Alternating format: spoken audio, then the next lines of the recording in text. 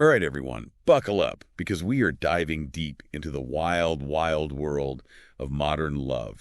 Finding love in the age of apps. Yeah, we're talking swiping left, swiping right, all that jazz. We've got a mountain of books, articles, even some expert advice to dig through. Should be interesting, right? Definitely. It's fascinating stuff, really. And it's really wild. What's that? That Aziz Ansari actually co-wrote a whole book on dating apps. Can you believe it? No way. What's the book called? Modern Romance. He teamed up with a sociologist to really dissect the whole online dating scene. Wow. I guess everyone's got a side hustle these days. Yeah. But seriously, it does make you realize how much dating has changed.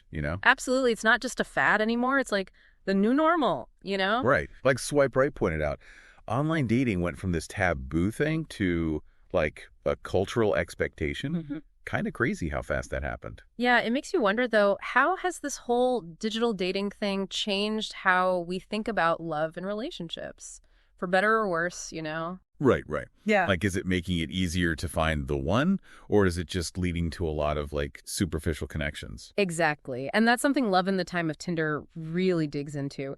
The author talks about how this fear of missing out, that whole FOMO thing, can actually keep people stuck in this endless loop of swiping and swiping without ever really connecting. Oh, totally. Like, you're always wondering if there's someone better just to swipe away. Yeah, exactly. And then you've got Attached, which delves into the psychology behind all of this, talking about attachment theory and how it plays out in our relationships, especially in the online dating world. Okay, so for those of us who haven't read the book, break it down for us. What's attachment theory all about? Well, basically, it suggests that we all have these ingrained attachment styles, secure, anxious, or avoidant, that shape how we interact with romantic partners. Like, someone with a secure attachment style tends to be comfortable with intimacy and doesn't freak out if their partner needs a little space. Gotcha. Makes sense. But then you've got anxious attachment, where someone might be overly worried about their partner losing interest, always needing reassurance. And avoidant attachment is like the opposite. Yeah, you got it. Someone with an avoidant attachment style might be uncomfortable with too much closeness and might pull away when things start to feel too intense. Interesting. So are we stuck with one attachment style our whole lives, or can it change?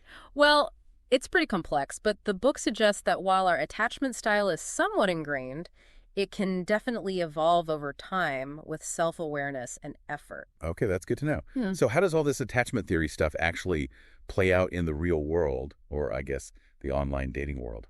Well, imagine this. You're chatting with someone on an app, things seem to be going great, and then suddenly they ghost you. Ugh, the dreaded ghosting. We've all been there. Right. So while ghosting is never cool, understanding attachment styles can sometimes offer a bit of insight. Like, maybe that person has an avoidant attachment style and got spooked when things started to feel a bit too real. Or maybe they're just a jerk. Who knows? It's true. There are always two sides to every story. Okay, so we've talked about the challenges of modern dating, but let's get to the good stuff, the solutions. We've got all these amazing resources like Psychology Today, the Gottman Institute, even the Love Lab by Dr. John Gottman. So what are some expert tips for actually thriving in this digital dating landscape? Well, first and foremost, the Gottman Institute really emphasizes the importance of quality time. It's easy to get caught up in the hustle and bustle of life, That's right? totally. Work, errands, social media, it never ends. Right. So carving out dedicated time for each other, whether it's a video call, a real-life date, even just putting your phones down and actually talking to each other, those moments of connection are crucial. Absolutely. And speaking of talking, Psychology Today has a ton of great articles about the importance of communication in relationships, which seems especially important when you're doing a lot of your interacting through screens. Yeah. Being upfront about your needs, what you're looking for, all of that. No more playing games, right? Right. And really listen to each other, not just waiting for your turn to talk. That's something that all the experts seem to agree on. Really show that you're present and engaged in what the other person is saying. Absolutely.